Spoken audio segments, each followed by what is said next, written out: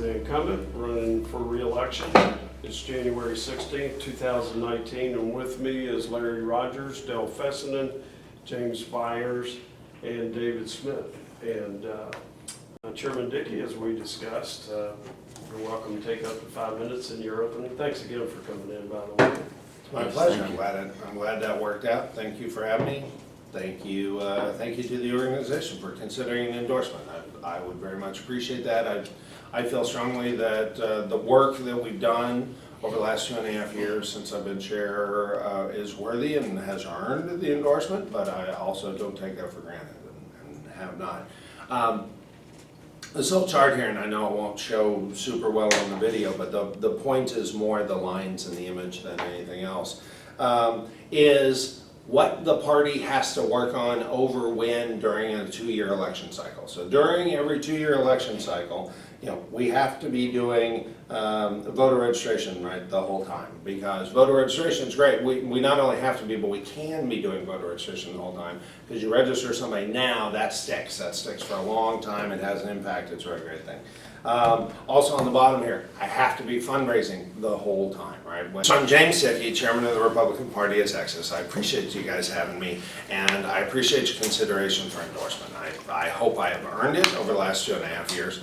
The whole reason why I ran 2.5 years ago was concerned about the fact that the only other person who was running was somebody who I was concerned did not understand the job of chairman of the party at all. And I was very, very concerned about that because I care about the party. Because for years I worked as a volunteer, whether it was starting the Tea Party up in Dallas, whether it was starting the Central Texas Republican Assembly back up in Austin, being a precinct chair, being a county chair in Travis County. It's really important to me that the Republican Party of Texas be successful and help advance our core principles. And I was very concerned because it was the person who was running had no experience doing a fundraising, no experience running a primary, no experience handling the majority of the job that is the chairman. So I wanted to show this real briefly. Across the entire, this is 2 years spread across here, right? From December 1 of 2018 to November 15th of 2020, right? It's that cycle. During that entire window, we can and should be doing voter registration. You do voter registration, that sticks. We can and should be doing fundraising. Hopefully you are, during the early part of the cycle, you are building up and you're saving and you're having that ready, and then you are all in spending that money to make sure we get the impact we need in the election in 2020. There are windows in here, like, for example, legislative session, right, where you need to be advocating for our principles and our platform. And that was a new thing that I brought to the party that really hadn't been done before. But that's a big window of activity during these several months. And then we have the period where if we're going to do the amount of activity we have to be hiring and recruiting and training staff and volunteers. And so we have months where we can be doing that. While we're doing that, we have got to be recruiting and training and preparing candidates. And you have to do that because number one way to lose a race is not have somebody in it, right? And in fact, we saw that in 2016, the Democrats saw it. There were 2 congressional races where in those districts, Hillary Clinton beat Donald Trump in those districts, but they didn't have a candidate in them, so they didn't win them in 16. But then in 18, they came after them really big, and they did happen to win those 2, one each in Houston and Dallas. So we wanted to make sure that they paid this time, that whether or not there was a giant chance of beating somebody, it's important, even if there's not a giant chance of beating them, it's important that they have to focus on their own race and that they can't just take their money and their attention and go flip somewhere else. Because we saw far too much of that. So there's candidate recruiting and training windows here. Then there's candidate filing window for the general election. That was November to December. Now we've got the candidate filing window for the city council and school board races. That just opened yesterday, and that's going to be going for the May city council and school board races. And then we have get out the vote effort and vote ID effort in last year's municipal races, both the race and the runoff. In the November race and runoff that we just had in Houston, and thank God that we've been working on city council races for a long time. And we ended up, people ask me all the time, how are we going to possibly win in Harris County? Well, Harris County, we can absolutely win in Harris County, and I know for a fact we can because in December, we won in Houston proper, not just Harris County. We won 3 at-large seats that were citywide for all of Houston in December. We can win.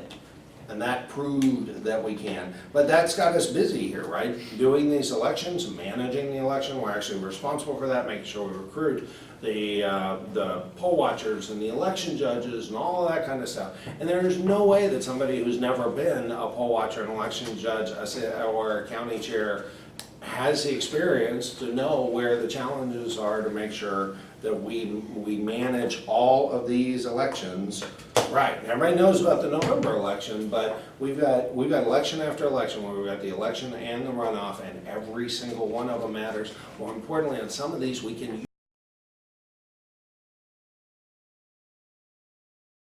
the reason we can win those is because those did not come up in the November election when the Democrats just swamped everything for the presidency, right? It came up in May, and we could just really work really hard to get more people to show up and vote it down in May. In our platform, it says we want all elections, including bond elections, to be in the November general election. I will fight for that 100%. I will be on TV fighting for that. If I will lobby legislators for that. That is my job. I will lobby for that 100%.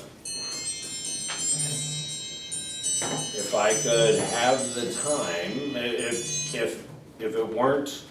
if I didn't feel it was completely wrong of me to do, I would love to have the conversation I just had about how my experience shows that that actually could be counterproductive for conservative principles. Thank you. James? Let's talk about candidate assessment. Now, I certainly agree as chairman, you have no real, it would be wrong for you to do any sort of candidate endorsement, that kind of thing, because you are chair. Right. You are to be unbiased, enforcing the rules without bias, that kind of thing. But I'm asking, with regard to the county CEC, not county chair, Right. and the state SREC, I'm not talking about scoring with regard to like what we do, where it's a 0 to 100, highest one we recommend, that kind of thing. Right. Well, you've heard of the Better Business Bureau. Sure. The Better Business Bureau doesn't tell people, here's the company you need to go to. Right. It simply evaluates companies based on a set of standards to let customers know if it's AAA, well, what it is A, Right. then you can expect a company that's going to treat you correctly, good customer, that kind of thing. Well, for candidates, we have a platform. We can certainly do assessments at the county and the state level of how a candidate has performed and that sort of thing, to let voters know, here's a candidate, if you're looking for a good Republican, and you in one race you may have 3 candidates that all rank A, and that's perfectly fine. It's not an endorsement. Right. It's an assessment, but would certainly identify candidates that are rhinos, Democrats running as Republican, a candidate that doesn't like to make waves, you know, things don't get passed, that kind of thing. Do you think that would be good for the party or bad? Wow, so there's like 4 things in what you just said. Let me try and, I'll try and make sure I cover them all. So, according to our party rules, staff is required to be neutral in any intra-party race. Sure. However, there is no such requirement of SREC members. Right. So SREC members are free to exercise their freedom of speech and do whatever they would like. The delegates at convention have not yet seen fit to desire or require something dramatically more than that. We did just send every candidate a link asking them to provide the answers to yes, no, and any notes, you know, do you support? Well, I know it's not there Do you now. support each of our, no, but Right. we actually just did this. Well, I mean, You what I asked was them talking to tell us, do they support our legislative priorities? Mhm. So we just have sent that to every legislator, and it's up on our website, where with those who have answered so far, I think we're at 56 or so who've answered, we just sent it out a couple weeks ago. So we're pushing during the primary to have them just answer, do they support each of those deals? I've had, when I was county chair, Travis County had a rule that said the county chair can't take sides in elected, Right. in contested primaries. But there was no such limit on precinct chairs, and frankly, as a precinct chair, I thought it was cool for me to be able to inform my voters, about But what does the what's going on. CEC collectively? There was no limit on the CEC collectively, the CEC collectively was free to do something. No, I would, at the very least, advise caution, right, we're conservatives, I would advise them to be conservative in the use of their, just because you're able to do something doesn't mean you should. So I would certainly advise them to think it through very carefully, but absolutely, every county party in the state of Texas is free to do it. The more you get to picking sides in intra-party races, the more I would suggest that it's better to do it through some vehicle other than the actual party itself. So you're talking about other groups like Like our Tea CCRA. Party? Yeah, yeah. But then again, you have, I know I'm extending just a bit, then you have groups that aren't really what they claim to be. We're dealing with that in our county. Oh, yeah. They even put the great word Republican on their organization, and they're doing anything but what Republicans would do. Right. How is that better as opposed to the Montgomery County Republican Party? Here is the assessment on the candidates. You don't have to go through and see what they did on each platform unless you want to, we'll have it. But overall, this one gets an A, that one gets an F. As I was just saying. Isn't that preferable or not? Well, I'm a big fan of federalism, so I'm okay with different parts of the party working out different pieces for themselves. I would be surprised if the solution for Montgomery County is different, given what's been going on in Montgomery County in the last couple of years, and the other things that have been claimed and explained. Or thank you. You bet. Kind of back to the plank issue, we got, the first convention I attended was the last one. Right. And so I was a newbie and didn't understand all how they work, but when it came to the planks, I saw the book has 331, I don't know how many passed, but they all passed. And do you think that's an excessive number of planks? Should we put a cap on, 200 or something like that, or 150, or, this is like a wash bucket now?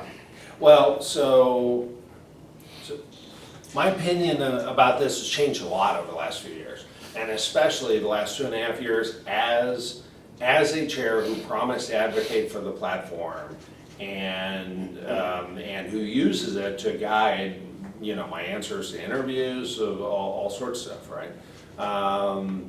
And as somebody who now has been, much more deeply embedded in the legislative session, this last one was my first one as chair.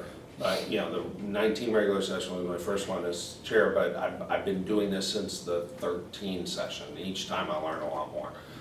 So there's a handful of things. One, what we have found is that water spreads to fill all available crevices, right? So what I have seen is if you say we're only going to have one legislative priority on life, that one legislative priority on life has 12 sentences and all sorts of, everything in the kitchen sink is thrown into that one legislative priority, right? And so you could absolutely put an arbitrary limit on the deal. And when I say you, I mean the delegates at convention in their rules could choose in their rules to say we will limit it to X. I mean, they could literally say, and whether the platform committee decides to do it this way or whether the rules committee gets the body to approve a rule that says this, you could say no more than 100 planks.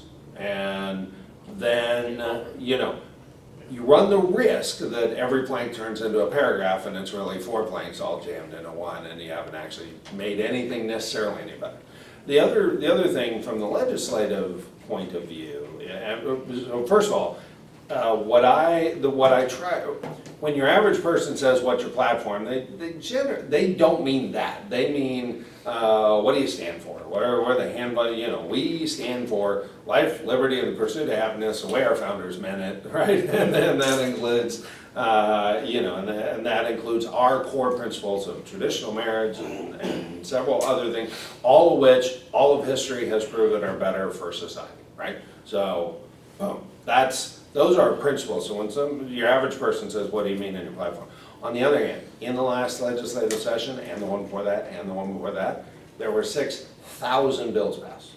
So to have 300 reference points for me to double check against, not that big a deal. And that's really the thing, it's a reference point. Now on the other hand, we did have a lot of people who were really frustrated because I love that we individually vote, but as a practical matter, they tend to all pass.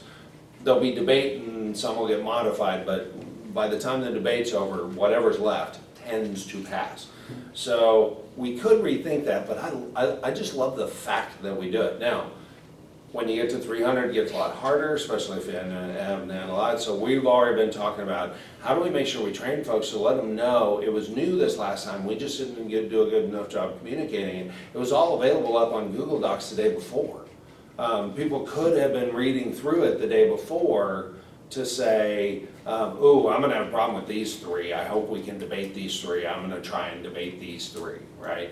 Or if we don't debate these three, or I'm not a debater kind of person, I don't wanna go to the mic, if these three don't get fixed in debate, I'm voting against these three, right? Or these 30, or these 12, or whatever. And I've already got it marked on my form. So we're gonna do a much better job this time of training people that, hey, it's all gonna be available. And you can look through it long before we get to the floor, long before the printout, because it takes hours to print that thing. It's available online before they even start printing that thing.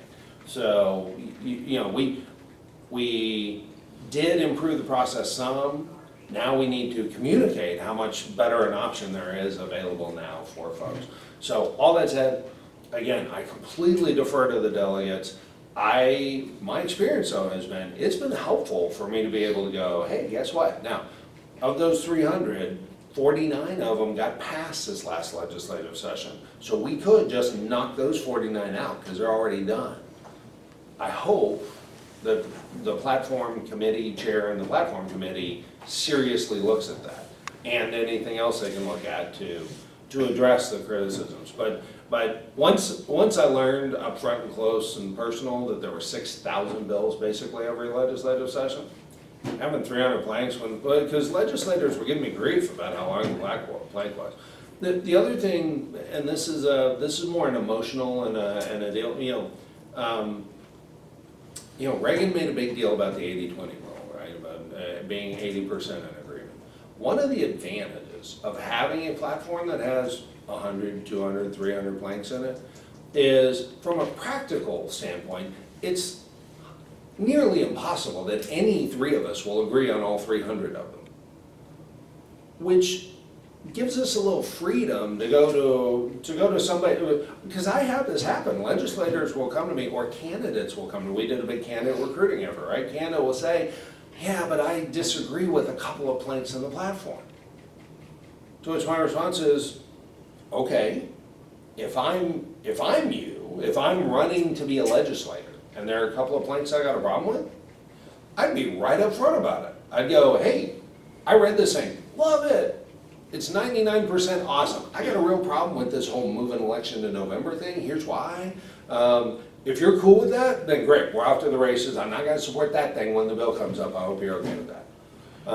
And because then, holy smokes, I mean, people would be grateful that they actually had read the thing, that they thought it through, that they had a good explanation, right? 90% of the time, short of it being something fundamental, right, like life or something, right, short of being something fundamental, they wouldn't even care if they differed, right? If they're County chair's supposed to do that when somebody's running for office. we give them a copy of the platform, and we ask them to affirm that they've received a copy of the platform and reviewed it. We have not. I've had a few candidates say, hey, I got a problem with this one part or this other part, but that's been, my response has been, Okay, well, there's 300 there. How about you work on the 180 that we agree on completely first, and then, we can talk about the rest later. Tom, little hardball here. Okay, fire Do away. you support Log Cabin Republicans having their own booth at the convention and/or being under the umbrella of Liberty Caucus, Republican Liberty Caucus, as they were last year? And also, does our platform support LCR becoming a resolution? They said it, a coalition, I'm sorry. They said I can't even read my own right. They said it is to help with voter registration, but there are plenty of initiatives out there without needing a designation of coalition, quote Right. unquote. So yeah, actually, that just came up at the last SREC meeting for the possibility of an application to be a coalition for voter registration. And that was really, the answer was, well, we're already doing a bunch of voter registration efforts, just jump in and help. There's no requirement of coalition status for that. So is So- that no? then? That's not even gonna happen, at all. Okay. As far as the booth, we changed up the booth policy again this time so that the booths require approval from the entire officials committee. We just did get a Log Cabin Republican booth application. Members of the officials committee did ask for us to have a meeting to vote on that, so we'll be meeting in the next few days to vote on that. My normal tendency, almost every time, is not to vote on those items, let the committee vote on it, and I only have to vote if I have to break a tie, so. It's the general sense that we should shut out people based on sexual orientation, So, sexual preference. it is my sense, actually, it is my 100% commitment that I will fight for the platform all of the time, Sure. consistently, and the platform strongly speaks to Marriage. traditional marriage, Right. to defending traditional marriage. So, without exception, I'll be fighting for that, with anybody and against anybody, right, who opposes it. With anybody who agrees with me on that, and agrees with the party on that, and against anybody who disagrees with the party on that. I have enough faith in the delegates at the convention that I do not believe that the presence or absence of any particular booth at convention will all of a sudden take over the minds and hearts of 10,000 Republican activist delegates and cause us to change our conservative principles overnight. So, and in fact, I've been around long enough that I was there at the Dallas convention where there was a booth that was for advocating and for a group that was similar to the Log Cabin Republicans in its membership. And guess what? Didn't change our platform a bit. So I will defer, as I always do, to the officials committee and the SREC, and we're going to have some votes on that in about 2 weeks.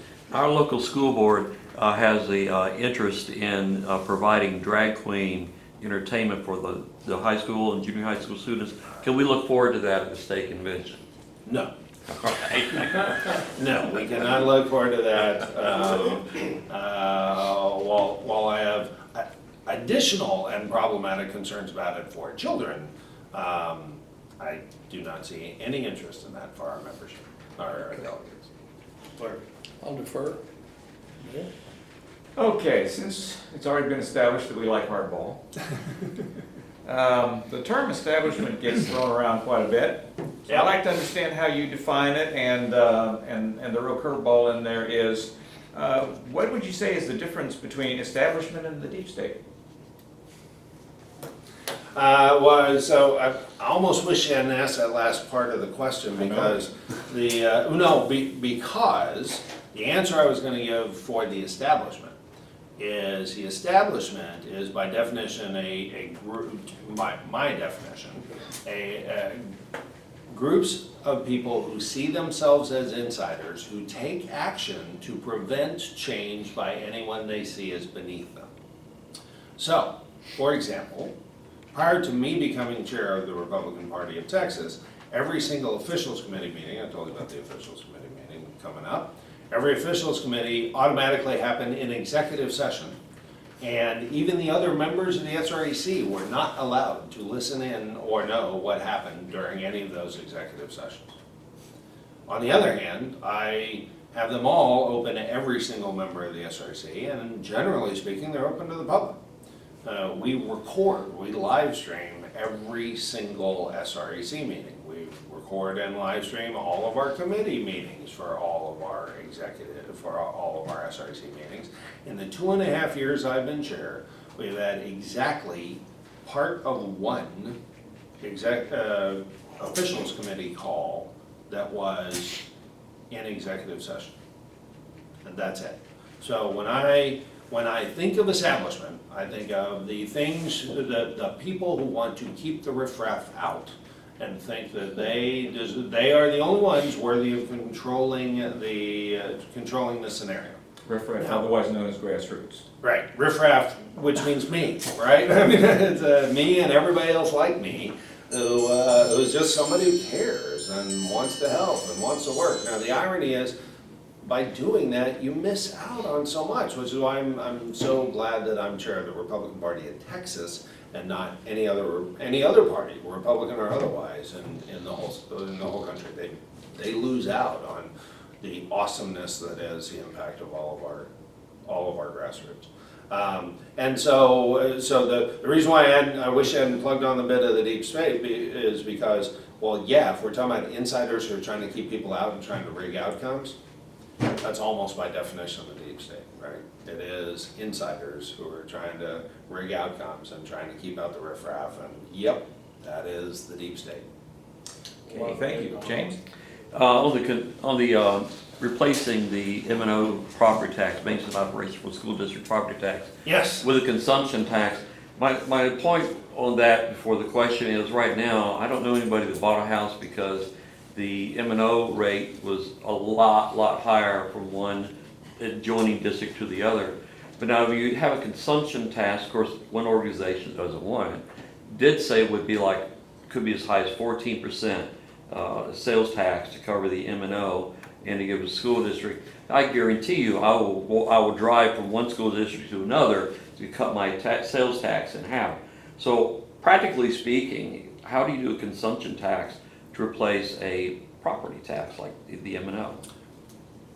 All right, so a couple of things. I'm going to start with the blanket statement of, again, it's our delegates who come up with our legislative priorities. Yes. So I'm not going to second guess how they justified or thought through or came up with the legislative priorities. I'm going to defend them dramatically, right? Seriously, to the end, no matter what, with and against anybody, right? Fight for them in the legislature, fight for them against the reporters, you name it. And occasionally, as in the last 12 months, sometimes against friends who think that part of the platform or part of the priority is not a great idea. So here's the bit on that.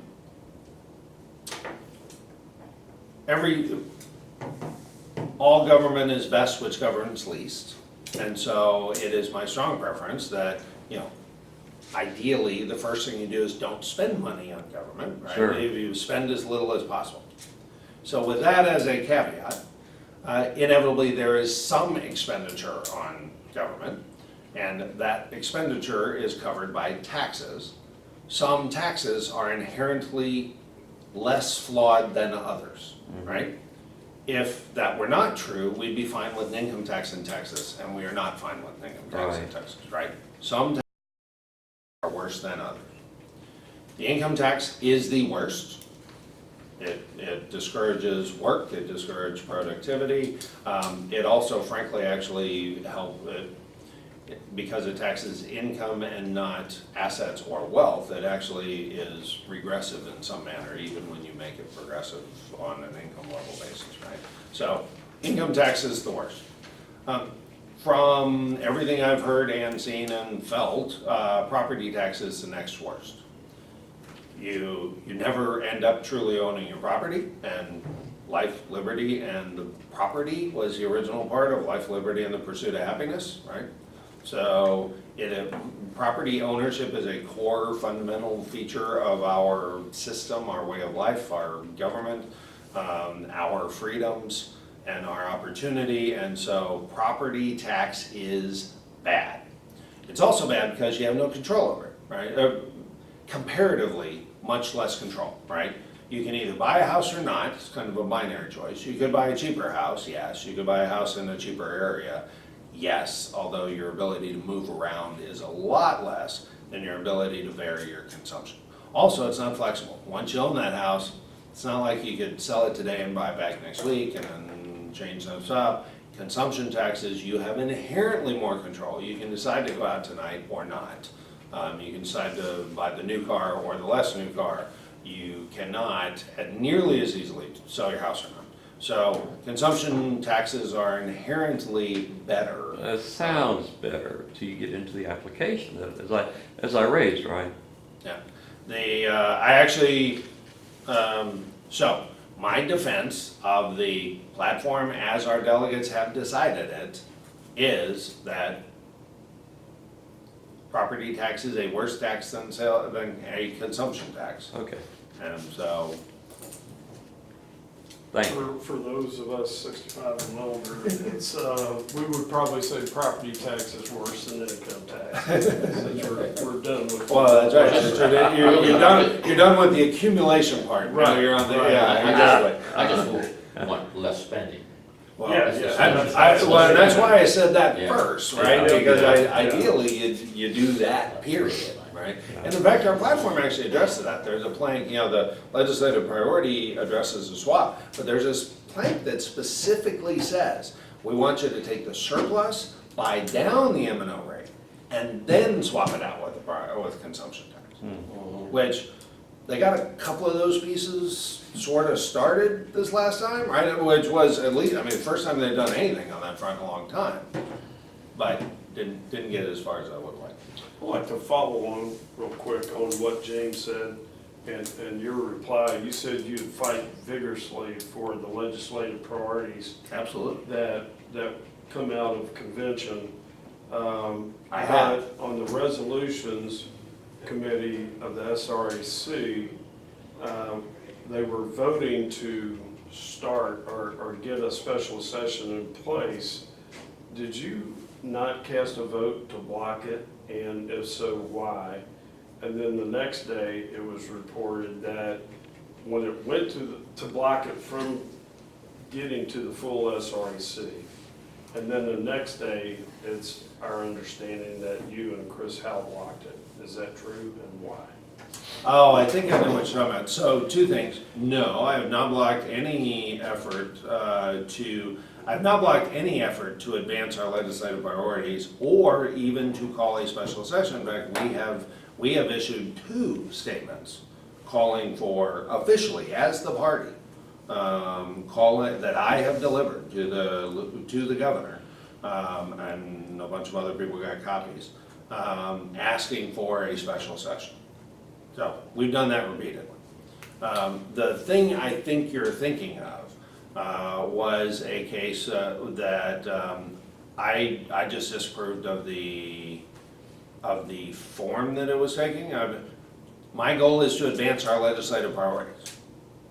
So, I'm just gonna say, I'll think of an extreme. Let's say you were the only one who could unlock your house for me, to be able to get the gift from my wife, right? So if my goal is to get the gift from my wife, I'm not going to hit you in the face and then ask you to unlock your door. So I would instead ask you very nicely, would you please unlock the door, right?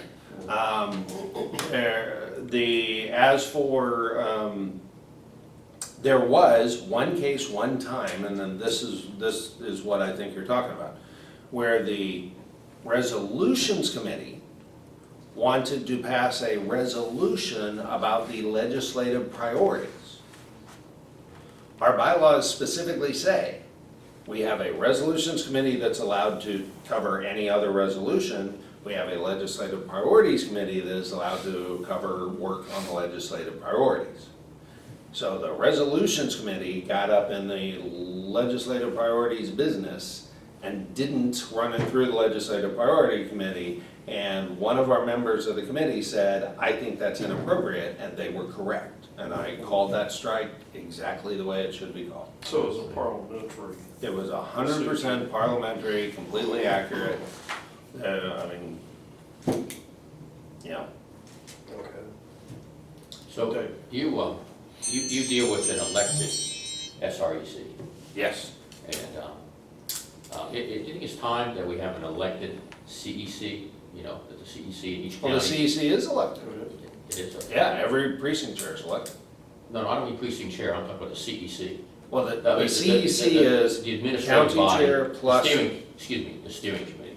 Oh, steering committee. I was gonna say, half the counties don't even have a steering committee. So the CEs, every county's management body, right? So the state management body is the SREC, all elected at the convention, and me and the vice chair. The county bodies are, the precinct chairs elected by their primary voters, and the county chair elected by all the primary voters. That's the county EC. Now, as an EC, they can then vote in a set of bylaws that then changes up how they run. They can, within reason, as long as they're doing everything legally responsible and don't try to grasp any authority that's outside their purview. They can pretty much do anything they want after that, or within that. Which is what we did. Right. back in Yeah, 2018. exactly, yeah. They can't violate RPT rules that are done by the convention, and they can't violate election law. Short of that, it's self-determination, right? It's a very federalist structure. You had said removal, when you and I were texting before, I had heard rumors of the 8K being removed. Speaking of back in June bylaws Sure. that we had, and you guys eventually ruled on that, on our behalf, Right. to let the county chairman and the handful of supporters that he had know that they were really disgracing the party, is what it came down to. And continue to do that to a certain point, though he's not running again. So, yet, several months ago, there was a lot going on in October, November for us, there was a movement to remove it. And it wasn't until Grassroots mounted a vigorous email campaign that shut it down in one of the SREC meetings. What happened there, and why did this thing even gain any traction with Mr. Barcroft, who was spearheading this thing? So, I don't want to go down a rabbit trail. I'm not necessarily going to speak for anybody else. You can certainly make some assumptions about why Jack in particular would be motivated to do something about that one in particular, right? Right. As president of the County Chair Association, you can understand why he might be motivated to do something having to do with reducing limits or things for county chairs. But, I mean, back up a level, this is the whole process, right? The delegates get to decide the stuff only delegates are allowed to decide. Then they elect their representatives, and their representatives are allowed to decide a bunch of stuff in between. And so in between, they've got rules committee, notices, but again, that's another thing. We now improve transparency. We set it up so that any proposed rule change has to be announced, has to be released 12 days in advance. And the rules committee meetings are now live streamed.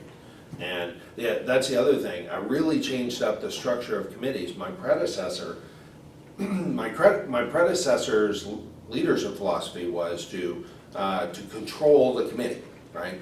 So he would decide who got to be on what committee. You could ask him you could tell him what committees you want to be on, but you had there was no guarantee you'd actually be on any of those committees. And he set up each of those committees, so there were only a handful of members, and then, of course, the chairman has the right to appoint the chair of each of those committees. And so during the year of that 2-year term, during the first year when he was chair, 3 of the votes had to go to a tie-breaking vote that the chair had to divide. And they had a bunch of votes. I think their average win rate on a vote was something like 56% or something. Just way too close, way too divisive. And so my natural bent is to be more open and encouraging and transparent anyway. But also, I think it's a more successful process to manage a big board is to let the fights happen and let them happen in committee, right? I mean, a couple of these earlier questions you're asking, you can ask them because we live stream the whole committee meeting. It's still there. You can go back and look at it. And so we moved from closed meetings to open meetings, and the first thing I did was let anybody who wanted to could serve on any of the committees until literally we hit 19. 19 is just too many people on a committee to be too workable on a regular basis, and for us to find a good room for them at the hotel. So we capped them at 19, and rules and platform, the rules and resolutions always end up being the ones that jam up. But so, through that process, people bring up stuff. Sometimes people bring up stuff that's super awesome and a great enhancement. Sometimes they bring stuff up that's a step backwards or a reaction to feeling like we've overstepped. Good news is, most of the time the body gets it really well. Okay. One quick question here. There's a concern by many that since Karl Rove entered the picture, that there's too much of a tie-in with administration, that being you and Rove and Cornyn and Abbott, Governor Abbott. Because you talked about how grassroots you were, but there's that concern, and that typically can happen over time. Oh, sure. When grassroots gravitate over to the maybe the establishment. Can you dispel that rumor? Sure, yeah. So Carl and I have not at all in the 7 or 8 months that we worked together, we haven't even talked about policy once, any policy with the party. Because there's not really much point for me to ask, both because, he's on record about a whole lot of stuff, but B, because it's our delegates who decide our policy. So I don't need anybody's input for what the policy is. Policy is all there in black and white. We got the policy. I know what I'm fighting for. That's not the point. He was brought in explicitly to help us implement voter registration and volunteer training and empowering efforts, period. So he's helping do stuff like, hey, the first new mover list we gave you, there were actually some Democrats on there. That's terrible. We don't want those, right? Or there were a whole bunch of bad phone numbers, and we can never prevent all the phone numbers from being bad, but how can we make them less bad, right? How can we make it so more of them are good?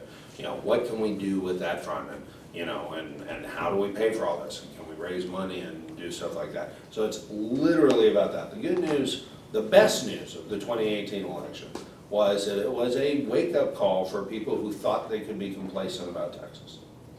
And that included Carl. The quote he gave me the first time we met, when he said, I'm now back here in Texas.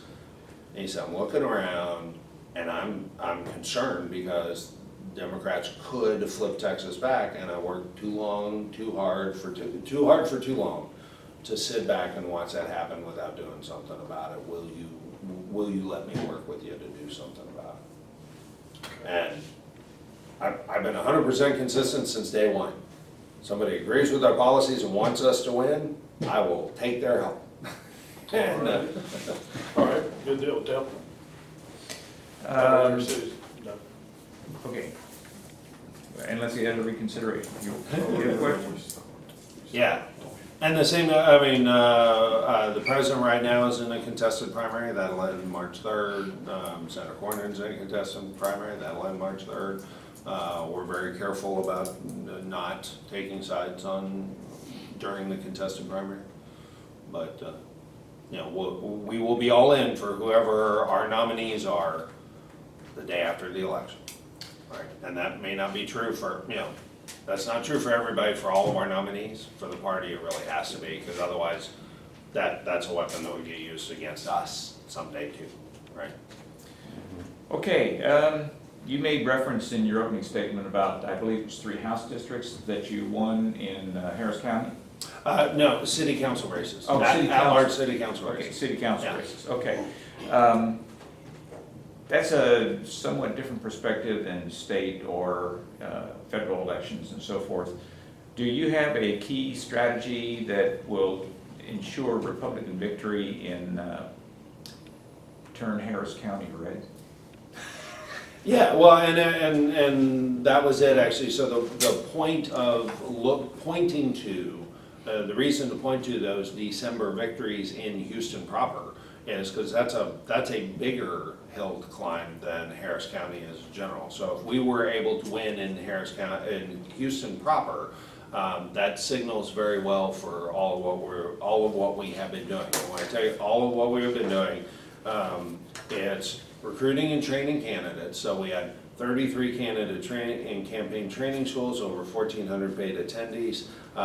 As a result, we have the smallest number of unopposed Texas House Democrats ever this election. Democrats like to talk about how they're on the offense in Texas. They have 1,401 primary candidates in their primary right now. We have 3,106. So yeah, they could double and still not catch up. So we recruited and trained and support candidates. We've been recruiting and training and supporting volunteers. We've got 2,500 volunteers who are all signed up now, and between them we have registered our first 11,000 new voters, on our way to 100,000 new voters who we're going to register. Those 100,000 Republican voters that we're registering will help all of our candidates.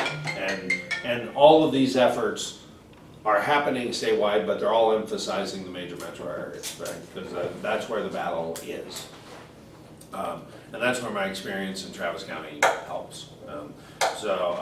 Recruiting candidates, we have candidates in every one of those target races. They're all trained, they're prepared, registering those 100,000 voters, but more importantly, doing it through 10,000 volunteers. So we're gonna have 10,000 volunteers as well.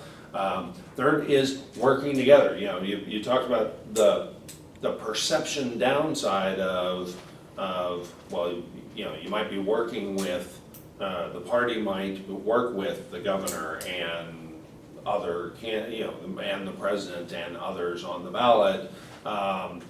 Is there a downside to that? Well, again, back to the timeline, we're doing that in the election part. No, there's no downside to doing it in the election time. The big upside is we're making sure there's no wasted effort. I just came from a meeting in Fort Bend County where we had 45 people in the room, and it was everybody from clubs to the county party, the state party, the major campaigns, pretty much. I mean, we had primary competitors all sitting in the room saying, okay, this is the plan for Fort Bend County.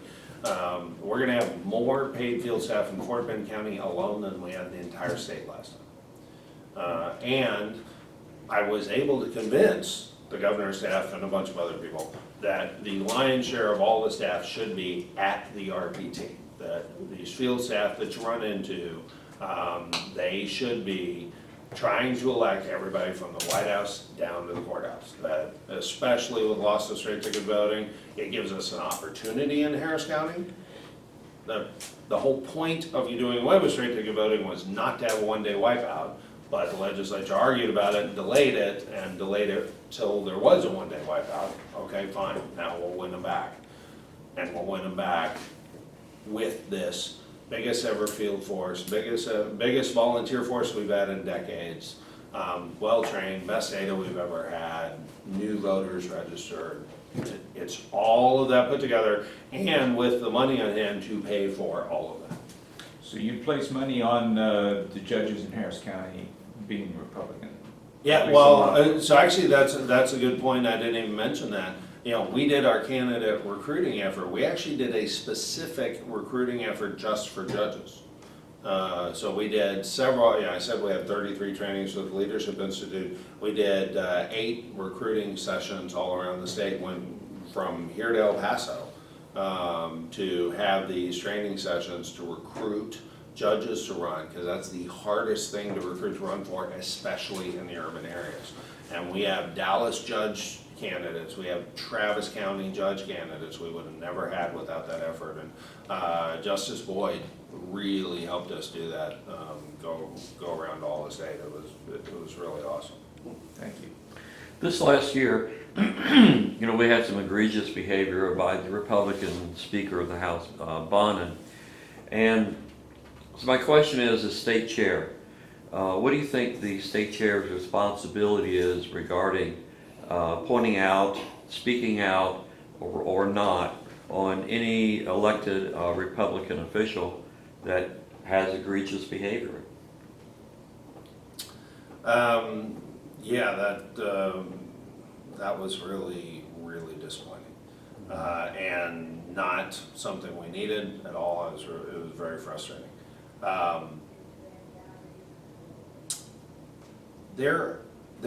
The line of people willing to criticize Republicans, elected or not, is really, really, really, really long. Sure. And with rare exception, there have been a couple of exceptions, with very rare exception, I do not see the long-term benefit to the party to starting to decide which times to pile on.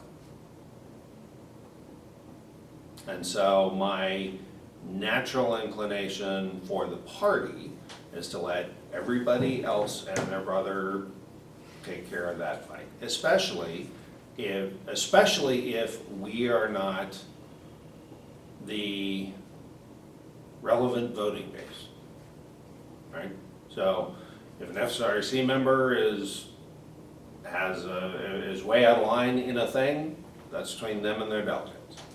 Remember, If Governor Perry wanted a prosecutor in Travis County to resign because of DUI, Right, and vetoed and then got prosecuted for exactly. felony for doing it. Wouldn't you think that the state chair backing up a Republican ferreting out bad behavior would make the Republican Party look like it actually cares about its principles? Well, As so opposed there's a pretty significant difference there. Rosemary Lundberg was a Democrat.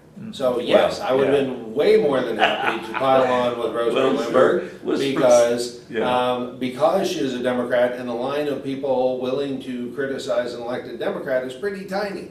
And it should include the Republicans, right? Sure. It absolutely should.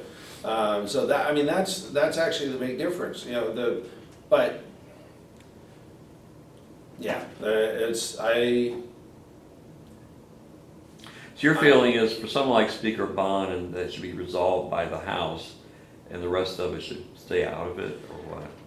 Even though it does tarnish the There brand. are people who are really mad at me because I didn't make an uninformed decision as to whether the behavior was illegal. I don't know if the behavior is Sure, illegal, yeah. right?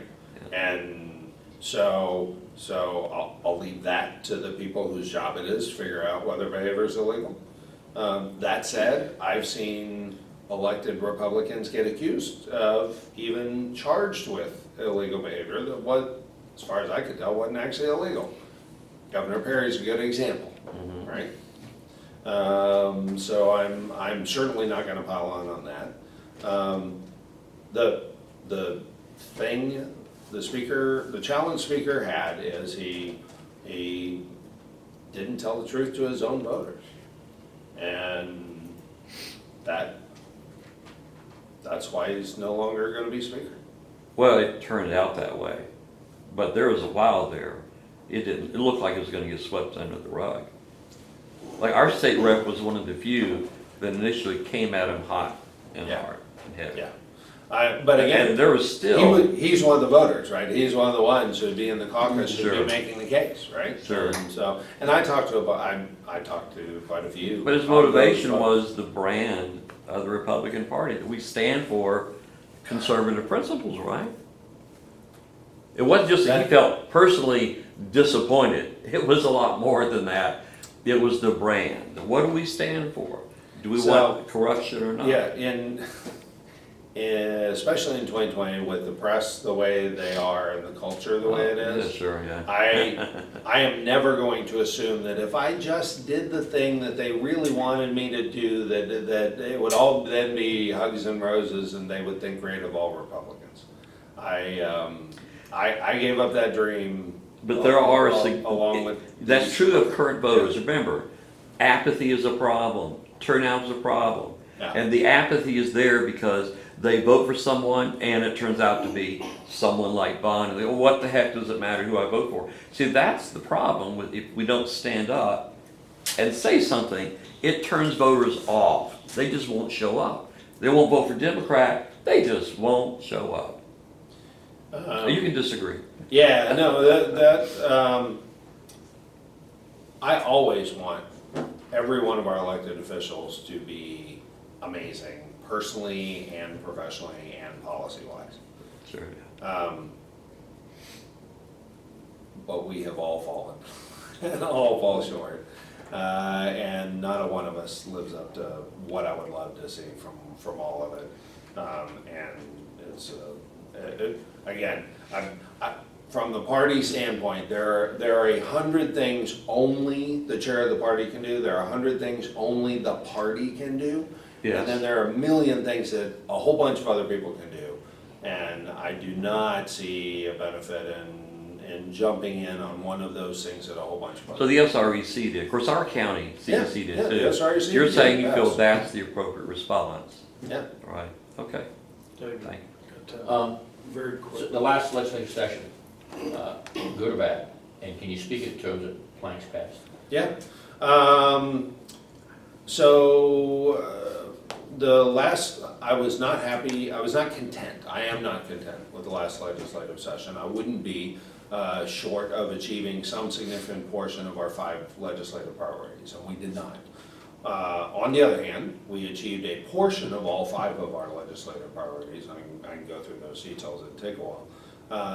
What I am very proud of, and what I'm very happy about and encouraged by, is that in the 2017 regular session, there were, the party only testified on 2 bills.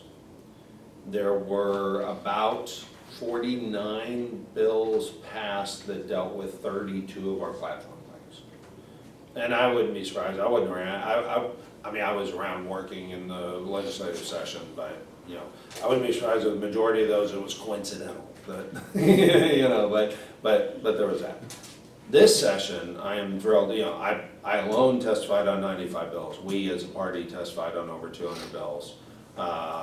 So we were much more active, and what we got for that, we got 100 bills passed that dealt with 49 of our platform things.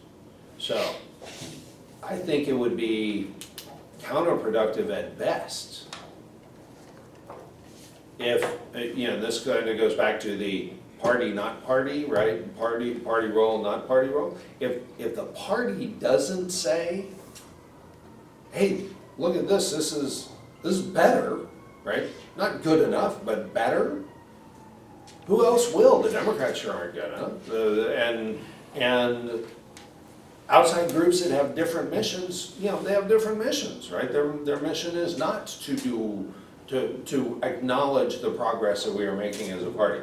But that's significant progress, and these are not nothings, right? We got disaster carry. It should have been constitutional carry, but we got disaster carry. And it will have mattered. We'll have had multiple cases where there was a named storm, and we will be able to point to the fact that the sky didn't fall, right? Nothing went bad. Yay. You put that together with white settlement, and holy smokes, we ought to be making some advancement on carry this next cycle. I I bet we will, and I would love to be at the helm of trying to make that happen. Life, we did not, and we didn't get pre-NDA, we didn't end that stupid 10-day rule. We did not get the abolition of abortion, which is actually what our legislative priority is. What we did get is finally total defunding of Planned Parenthood. And thanks to Governor Paxton's ruling, that just now cost them $1 million of donations that were being withheld from state employees' paychecks to the combined Planned Parenthood groups around the state of Texas. That's not nothing. And they're starting to feel that, but more importantly, the other change that we got that requires the doctor who will perform the procedure to give a consultation the day before the procedure. That takes up time of the doctors who do the procedures, and that 100% has resulted in saved lives. And so I'll take Save Lives any day of the week and add to it next session. So we got multiple of those. We finally ended red light cameras. We finally ended the right of cities to annex you without a vote, right? I mean, we got some stuff that matters, and I don't blame anybody for saying, I wish we'd gotten more. I don't blame anybody for saying we should have gotten more. I was frustrated by people who were pretending that we got nothing, because that's not true either. Okay. All right, great. Why don't we end it there, and if you'd like, take up to 5 minutes on your closing, and we'll wrap it up. So, as conservatives, all of our lives, we have seen elected officials promise one thing and then get elected and do another. And we have heard politicians who talk a great game and sound so conservative and make you feel good and get elected and just don't follow through, right? The actions are not the same as words. You can look at the last 12 years of my commitment to the Republican Party of Texas, and you can see that I have 100% fought for exactly what our delegates asked for time and time and time and time again. And the biggest grief that I've gotten over the last couple of years have been times when I said, I'm fighting for all of this, not just a little part of it, not just this one thing, and I'm fighting for all of the party, not just you, my friend, or not just you.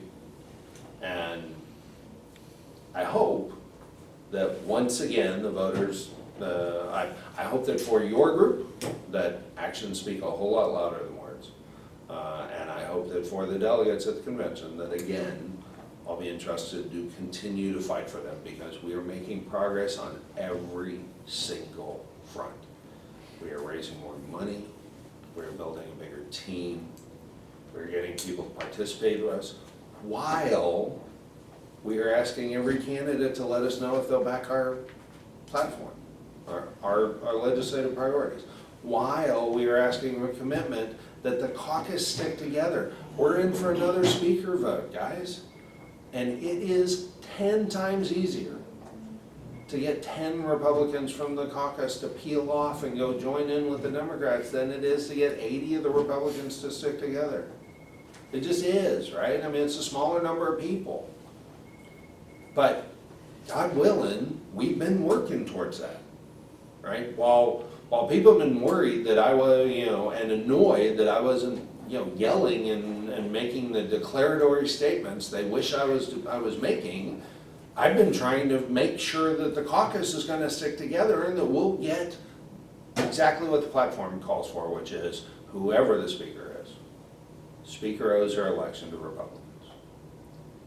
Time and time and time again, my actions have been exactly what I said they would be. I hope it matters. Because I really do feel like this is one of those jobs where it's round peg, round hole, or it's not, right? This is not, nothing in this job is about, the 12 who lost, we had one who lost who had $130,000 in the bank on election day because he was convinced he didn't need to spend it. We had another one who was out campaigning for other members for 3 weeks before the election, lost by less than 3 points because he wanted to run for speaker. We had another who just wasn't a good enough candidate. Abbott won the district by 5 points, didn't matter. He lost, right? So those 12 seats that we lost, we're gonna win some of them back. And that's not even counting, that's just with better candidates, which is why we did the candidate recruiting, training, volunteers, voters, data. We have the best operation we've ever had. We could choose to risk all that 5 months before the election. I have no idea why we would. God bless you guys. Thank you, appreciate it. Thank you.